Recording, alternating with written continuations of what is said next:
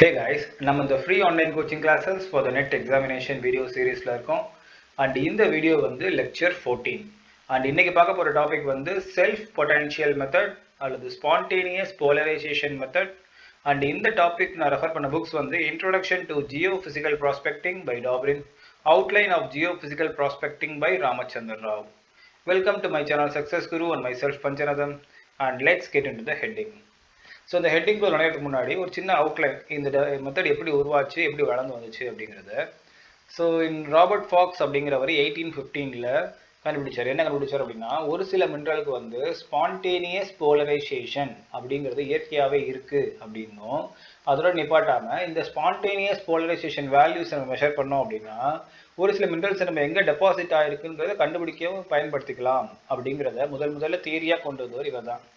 ஆனால் இந்த தியரியை ப்ரூவ் பண்ணுறதுக்கே கிட்டத்தட்ட 100 வருஷம் ஆயிடுச்சு ப்ராக்டிக்கலாக. அண்ட் இதை ப்ரூவ் பண்ணவர் பேர் வந்து கான்ராட் ஸ்லென்பர்ஜர். இவர் வந்து 1913 இந்த ஸ்பான்டேனியஸ் போலரைசேஷன் அப்படிங்கிற ப்ராப்பர்ட்டியை மட்டும் வச்சு ஒரு சல்ஃபைடு ஓர் டெபாசிட்டை கண்டுபிடிச்சிருக்கார் போர் அப்படிங்கிற இடத்துல.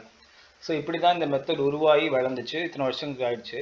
ஸோ இந்த மெத்தடுக்கான பேசிக் பிரின்சிபல் என்னன்னு பார்த்தீங்க அப்படின்னா, இயற்கையாகவே ஒரு சில எலிமெண்ட்ஸுக்கு வந்து ஸ்பான்டேனியஸ் போலரைசேஷன் அல்லது செல்ஃப் பொட்டென்ஷியல் அப்படிங்கிறது இருக்கும். அண்ட் இந்த வேல்யூஸை நம்ம மெஷர் பண்ணோம் அப்படின்னா நம்ம அதை வச்சே அந்த மினரல் டெபாசிட்ஸ் எங்கே இருக்குன்னு பார்க்க முடியும் அப்படிங்கிறது தான் இந்த basic principle of SP method. And இதுக்கு இன்னொரு ஷார்ட் டேர்ம் தான் எஸ்பி மெத்தட் அப்படிங்கிறது. நிறைய சல்ஃபைடு ஓர் டெபாசிட்ஸ் இருக்குது, like pyrite, pyrrhotite, chalcopyrite, molybdenite, cobaltite அப்படிலாம். ஸோ இந்த பைரைட் ஓர் இந்த சல்ஃபைடு ஓர் டெபாசிட் எல்லாமே வந்து ஸ்பான்டேனியஸ் போலரைசேஷன் அப்படிங்கிற ப்ராப்பர்ட்டி இயற்கையாகவே இதுக்கு இருக்குது அப்படின்னு சொல்கிறாங்க. இது மட்டும் இல்லாமல் ஆந்த்ரசைட் அண்ட் கிராஃபைட்டுக்கு வந்து ஒரு ஸ்ட்ராங்கான எஸ்பி வேல்யூஸ் வரும் அப்படிங்கிறது சொல்கிறாங்க. ஸோ இதெல்லாம் வச்சு தான் கண்டுபிடிச்சாங்க இந்த எஸ்பி மெத்தட் இருக்குது அப்படிங்கிறது. ஸோ இது எப்படி ஒர்க் ஆகுதுன்னு பார்ப்போம். இந்த ஒர்க்கிங்க்கு வந்து 2 தியரி சொல்கிறாங்க. ஒன்று பேர் ஆக்சிடேஷன் தியரி. அண்ட் இந்த ஆக்சிடேஷன் தியரியில் என்ன சொல்கிறாங்க அப்படின்னா, ஒரு ஓர் டெபாசிட் இருக்குது ரைட்டா. இந்த ஓர் டெபாசிட் வந்து வெர்டிகலாக இருக்குன்னு வச்சுப்போம். ஒரு போர்ஷன் வந்து கிரவுண்ட் வாட்டருக்கு மேலேயும் மீதி போர்ஷன் கிரவுண்ட் வாட்டர் கீழே இருக்குன்னு வச்சுப்போம். ஸோ இந்த கிரவுண்ட் வாட்டருக்கு மேலே இருக்குல்ல, இந்த போர்ஷனுக்கு ஃப்ரீ ஆக்சிஜன் சரௌண்டிங்கில் கிடைக்கும். அது அட்மாஸ்பியர்லேருந்தும் சரி, இல்லை இந்த போர் ஸ்பேஸ்லேருந்தும் சரி. அப்போ என்ன ஆகும் அப்படின்னா, இந்த சல்ஃபைட் டெபாசிட்டு இந்த ஆக்சிஜனை உள்ளே எடுத்துக்கிட்டு ஆக்சிடைஸ்ட் ஆகும் ரைட்டா. இந்த இரும்பெல்லாம் துருபிடிக்கும் இல்லையா, அந்த மாதிரி ஆக்சிஜன் ஆட் ஆகிட்டே வரும். அது ஆக்சிஜன் ஏற்றம்னு சொல்லுவாங்க இல்லையா, அது ஆக்சிடைஸ் ஆகும். அண்ட் இதே ராக் மேலே மழை பெய்யுதுன்னு வச்சுப்போம். அப்போ என்ன ஆகும்னா, மழை தண்ணி வந்து இதில் கரையுமா, இது கரைக்குமா. அப்படி கரைக்கும் போது என்ன ஆகும் அப்படின்னா H2SO4 ஃபார்ம் ஆகுது. அது ஃபார்ம் ஆகி கரைஞ்சு கீழ் நோக்கி இறங்கி வரும். எது வரைக்கும் வரும், வாட்டர் டேபிள் தாண்டி கீழே வரும். அப்போ வரும்போது என்ன ஆகும் அப்படின்னா, இந்த பாட்டம் போர்ஷன் இருக்குல்ல அந்த ஓவர் டெபாசிட்டுக்கு, அதில் வந்து ப்ரெசிபிடேட் ஆகும். எப்படி ப்ரெசிபிடேட் ஆகும் அப்படின்னா, மேலே ஆக்சிஜன் ஃப்ரீ ஆக்சிஜன் இருந்துச்சா, ஸோ ஆக்சிஜன் ஆட் ஆகிட்டு வந்துச்சு. வராஸ் கீழே கிரவுண்ட் வாட்டர் கீழே வந்தோம் அப்படின்னா ஃப்ரீ ஆக்சிஜன் கிடையாது. அப்போ என்ன நடக்கும் அப்படின்னா, இங்கே ரிடக்ஷன் நடக்கும். ஸோ ஒரே ஒரு ராக் பாடியில் 2 டிஃப்ரெண்ட் என்வரான்மெண்ட் இருக்கா, மேல் ஆக்சிடேஷன் நடக்குது, கீழே ரிடக்ஷன் நடக்குது. ஸோ இந்த மாதிரி ஒரே ராக் பாடியில் 2 டிஃப்ரெண்ட் என்வரான்மெண்ட் இருந்துச்சு, கெமிக்கல் என்வரான்மெண்ட் இருந்துச்சு அப்படின்னா அங்கே ஆட்டோமேட்டிக்காக ஒரு எலக்ட்ரிக் ஃபோர்ஸ் ஃப்ளோ இருக்கும். அது பேர் தான் வந்து எலக்ட்ரோ கெமிக்கல் ஆக்டிவிட்டி அப்படின்னு சொல்கிறாங்க. ஸோ இந்த மாதிரி தான் வந்து சில மெட்டல்ஸ்க்கு வந்து எஸ்பி வேல்யூஸ் இருக்குது அப்படின்னு சொல்கிறாங்க. இது ஒன் ஆஃப் த தியரி. இது பேர் வந்து ஆக்சிடேஷன் தியரி ரைட்டா. இதுக்கு அடுத்த தியரி வந்து யார் சொன்னார் அப்படின்னா, கெல்லி 1954 அண்ட் சாட்டோ மோனே அப்படிங்கிறவர் 1916 சொன்னாங்க. இவங்க என்ன சொல்கிறாங்க அப்படின்னா, இந்த செல்ஃப் பொட்டென்ஷியலுக்கு மெயினான காரணம் வந்து ஹைட்ரஜன் அயான் கான்சன்ட்ரேஷன் அப்படிங்கிறாங்க. பொதுவாக எப்படி சொல்லலாம் ஷார்ட்டாக அப்படின்னா, பிஹெச் வேல்யூன்னு சொல்லுவாங்க. கேள்விப்பட்டிருப்பீங்க இல்லையா, பிஹெச் வந்து 7க்கு கீழே போச்சு 654 போச்சுன்னா அது ஆசிட் என்வரான்மெண்ட் அப்படின்னு சொல்லுவாங்க. 7க்கு மேலே போச்சு 8, 9, 10 போச்சுன்னா பேசிக் என்வரான்மெண்ட்னு. ஸோ இந்த மெத்தட் என்ன சொல்கிறாங்க அப்படின்னா, இந்த ஓர் பாடிக்கு மேலே இருக்கிறது வந்து ஒரு லோ பிஹெச் வேல்யூ ஆகும், அது அசிடிக் என்வரான்மெண்ட் ஆகும்.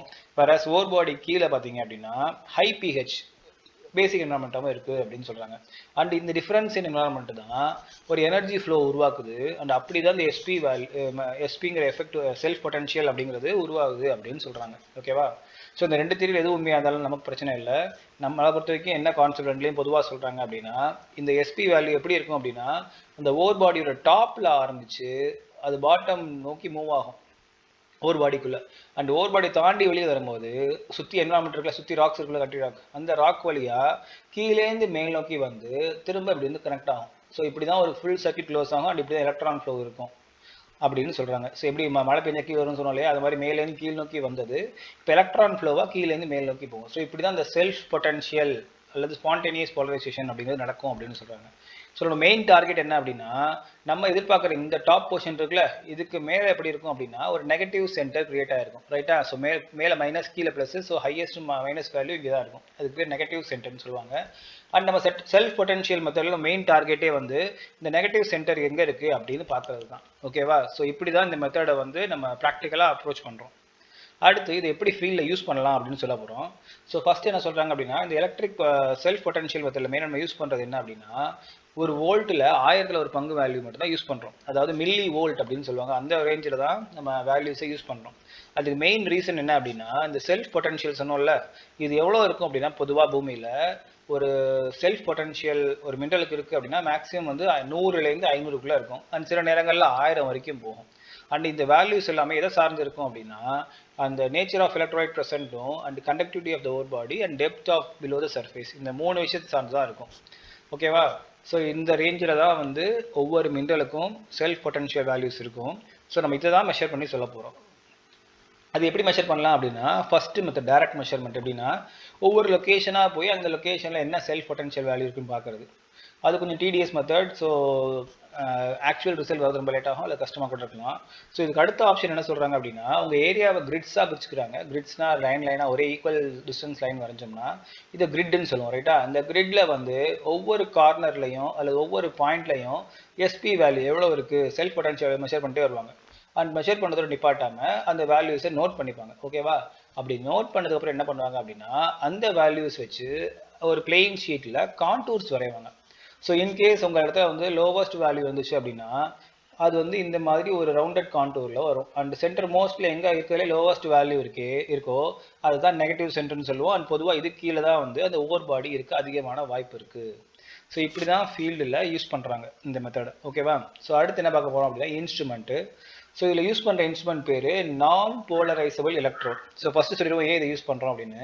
பொதுவாக சாதாரண எலக்ட்ரோடை யூஸ் பண்ண மாட்டாங்க. ஏன் அப்படின்னா, ஒரு எலக்ட்ரோடு தரையில் கான்டாக்டில் வரும்போது அதுவே இயற்கையாக வந்து ஒரு பொட்டன்ஷியல் வேல்யூ தரும். அதுக்கு பேர் என்ன சொல்லுவாங்க அப்படின்னா, ஸ்பூரியஸ் பொட்டன்ஷியல் அப்படின்னு சொல்கிறோம். அது என்ன ரேஞ்சில் இருக்கும் அப்படின்னா 100லேருந்து 200 மில்லி வோல்ட் வரைக்கும் போகும். ஸோ ஏற்கனவே நம்ம சொன்னோம் இல்லையா, ஒரு சாதாரண மினரலுக்கான எஸ்பி வேல்யூ வந்து 100லேருந்து 500 வரைக்கும் தான் இருக்கும்னு சொன்னோம் இல்லையா. ஸோ ஆட்டோமேட்டிக்காக அந்த மேக்னெட்டியூடு இந்த மேக்னெட்டியூட் மேட்ச் ஆகுதா? ஸோ கண்டிப்பாக ஒரு சாதாரண எலக்ட்ரோட நேரடியாக எஸ்பி வேல்யூ மெஷர் பண்ண யூஸ் பண்ண முடியாது. அப்படி யூஸ் பண்ணோம் அப்படின்னா கண்டிப்பாக தப்பான ஆன்சர் வர அதிக வாய்ப்பு இருக்குது. ஸோ இதுக்கு பதிலாக கொண்டு வந்தது தான் நான் போலரைசபிள் எலக்ட்ரோட். இது ஒன்றும் இல்லை, மெக்கானிசம் ரொம்ப ஈஸி. என்ன அப்படின்னா, ஒரே மாதிரியான 2 எலக்ட்ரோடு யூஸ் பண்ணுவாங்க. அதாவது காம்போசிஷன் வைஸ் சரி, ப்ராப்பர்ட்டி வைஸும் சரி. அந்த எலக்ட்ரோட அந்த காம்போசிஷன் இருக்கக்கூடிய ஒரு சொல்யூஷன்லேயே முக்கி வைப்பாங்க. ஸோ என்ன ஆகும் அப்படின்னா, அந்த ராட்னால தனிப்பட்ட முறையில் எந்த ஒரு பொட்டன்ஷியல் வேல்யூவும் வராது. ஸோ இயற்கையாக என்ன இருக்கோ அதை மட்டும்தான் மெஷர் பண்ணி சொல்லும். ஸோ இப்படி தான் வந்து ஒரு நான் போலரைசபிள் எலக்ட்ரோட் அப்படிங்கிறது ஒர்க் ஆகுது. இந்த லெஃப்ட் சைட் ஸ்கெட்ச் பார்த்தீங்கன்னா தெரியும் உங்களுக்கு. ஸோ இதில் மேலே வந்து ஒரு கனெக்டிங் ஒயர் இருக்குது. இது நேராக வந்து இங்கே வரக்கூடிய ரீடிங்ஸ் மெஷர் பண்ணக்கூடியதாக இருக்கும். இதுக்கு அடுத்து ஒரு சொல்யூஷன் ஊற்றக்கூடிய ஒரு ஹோல் இருக்குது. சொல்யூஷன் ஊடியில் மூடி வச்சுக்கலாம். அண்ட் இது ஒரு கேப்பு. இது கீழே பார்த்தீங்கன்னா ஒரு பெரிய வெசல் மாதிரி ஒன்று இருக்குது. ஓகேவா? அந்த வெசலில் இங்கேருந்து இது வரைக்கும் ஃபுல்லாக க்ளோஸ்டாக இருக்கும். வேறாஸ் இது கீழே பார்த்தீங்க அப்படின்னா கொஞ்சம் ஓட்டைகள் இருக்க மாதிரி இருக்கும். அண்ட் இந்த வெசலுக்குள்ளே பார்த்தீங்க அப்படின்னா காப்பர் ராட் உள்ளே இருக்குது. அண்ட் சொல்யூஷன் பார்த்தீங்கன்னா காப்பர் சல்ஃபேட் சொல்யூஷன் இருக்குது. அதோடு இல்லாமல் அதோட பாட்டமில் பார்த்தீங்க அப்படின்னா காப்பர் கிறிஸ்டல் இருக்குது. ஸோ இதை கொண்டு போய் நீங்கள் தரையில் கான்டாக்டில் வச்சிங்க அப்படின்னா இந்த லிக்விட் இந்த ஓட்டை வழியாக வெளில கிரவுண்டில் கான்டாக்டில் வருமா? அப்போ வரும்போது என்ன ஆகும் அப்படின்னா, இன்கேஸ் இந்த லொக்கேஷனில் ஏதாவது ஒரு செல்ஃப் பொட்டன்ஷியல் வேல்யூ இருக்குன்னு வச்சுப்போம். அப்போ என்ன ஆகும்னா, எப்படி ஒரு உப்பு கரைஞ்சி தண்ணியை கொதிக்க வைக்கும் போது இன்னும் அதிகமாக உப்பு கரைக்க முடியுமா?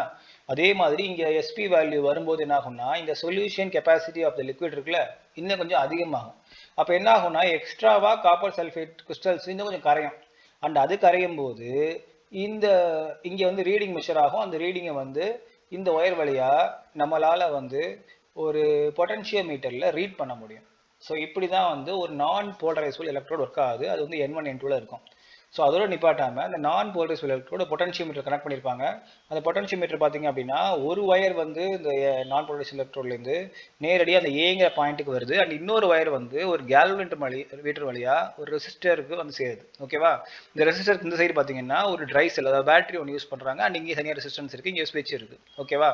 ஸோ இன்கேஸ் இங்கே வர பேட்டரி வோல்டேஜ் வேல்யூவும் இங்கே வரக்கூடிய வோல்டேஜ் வேல்யூவும் சேமாக இருந்துச்சு அப்படின்னா இந்த கேல்வனோமீட்டரில் ஒரு முள் இருக்கும், அது கரெக்டாக சென்டரில் இருக்கும்.